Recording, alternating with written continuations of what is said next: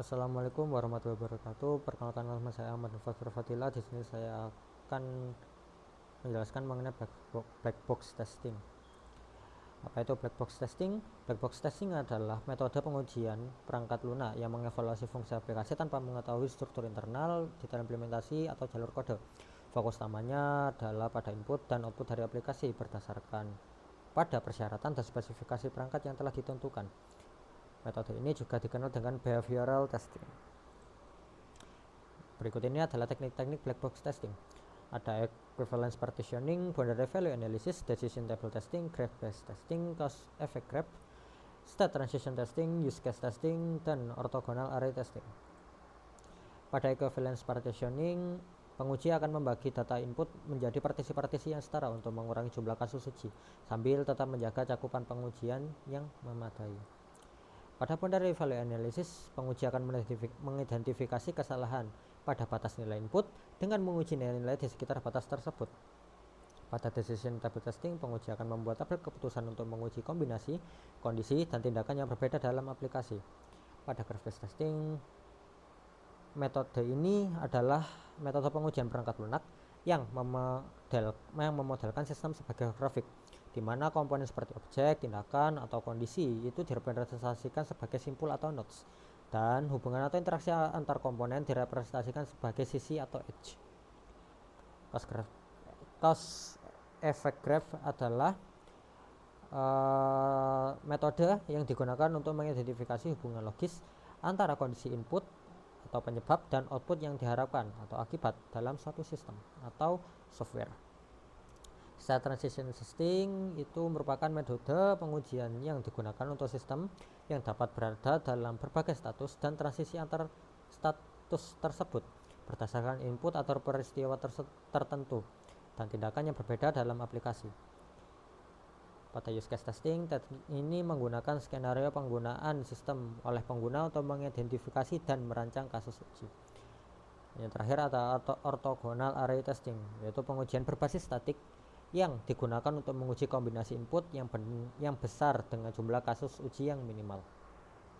Berikut ini adalah tipe-tipe black box testing. Ada functional testing, yaitu testing yang mengacu pada pengujian terhadap fungsi-fungsi spesifik dari sistem sesuai dengan persyaratan.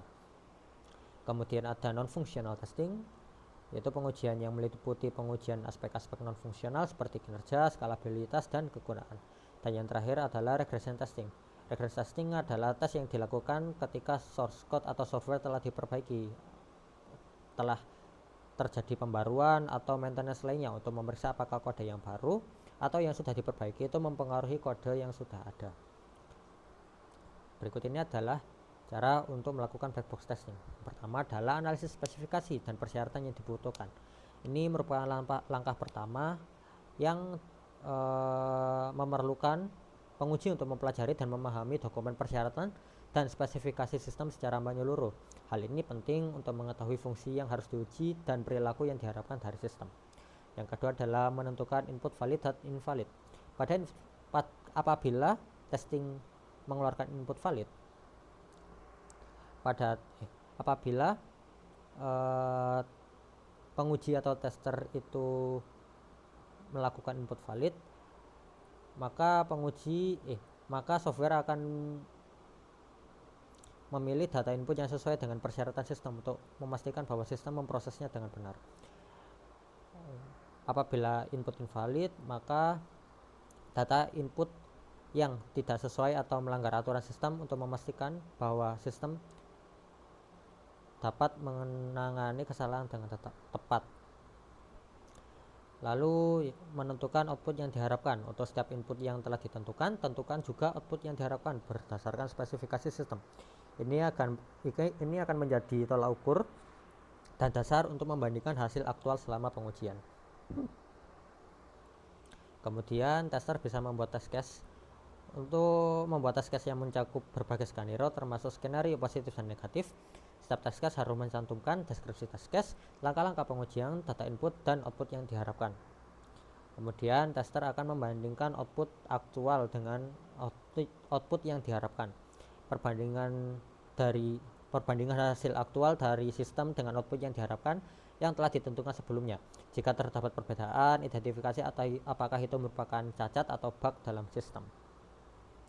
Yang terakhir adalah melaporkan dan memperbaiki cacat.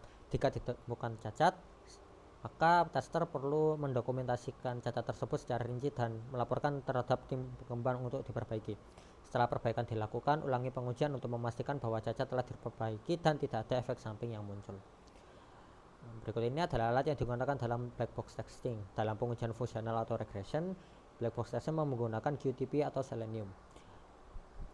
Pada pengujian non-fungsional, black box testing menggunakan load runner dan JMeter. Berikut ini merupakan perbedaan antara black box dan white box testing. Pada black box testing, fokus utama dari black box testing adalah untuk validasi persyaratan fungsionalitas, sedangkan dalam white box testing untuk memvalidasi struktur internal dan cara kerja software. Black box testing memberikan ketidakpastian input yang akan diberikan dan berfokus pada perilaku software, sedangkan white box testing diperlukan pemahaman mengenai sistem software dan bahasa pemrograman. Dalam black box testing, testing ini memfasilitasi pengujian antar modul, sedangkan dalam white box testing pengujian antar modul itu tidak difasilitasi. Ini adalah kelebihan dan kekurangan black box testing. Kelebihannya itu tidak memerlukan pengetahuan tentang struktur internal aplikasi, efektif untuk pengujian dan perspektif pengguna akhir atau pengguna, dapat digunakan pada berbagai tingkat pengujian. Namun black box testing memiliki kekurangan, antaranya itu mungkin tidak mendeteksi kesalahan dalam kode yang tidak mempengaruhi output secara langsung, serta tidak cocok untuk pengujian logika internal atau algoritma kompleks. Berikut ini adalah yang terakhir, yaitu black box testing dan software development life cycle atau SDLC. SDLC ini berisi requirement. Ya, ini itu merupakan tahap awal SDLC, yaitu mengumpulkan persyaratan. Penguji perangkat lunak juga akan ikut serta dalam tahap ini. Kemudian test planning dan analisis, yaitu menentukan jenis pengujian yang berlaku untuk proyek yang ditentukan. Rencana pengujian juga dapat dibuat untuk menentukan kemungkinan resiko proyek dan mitigasinya. Yang ketiga ada desain. Pada tahap ini kasus atau skrip uji dibuat berdasarkan dokumen persyaratan perangkat lunak yang telah dibuat tadi. Dan yang terakhir itu test execution atau test running. Pada tahap ini test case yang disiapkan akan dijalankan. Jika ada bug, maka akan diperbaiki dan diuji ulang. Sekian dari saya. Wassalamualaikum warahmatullahi wabarakatuh.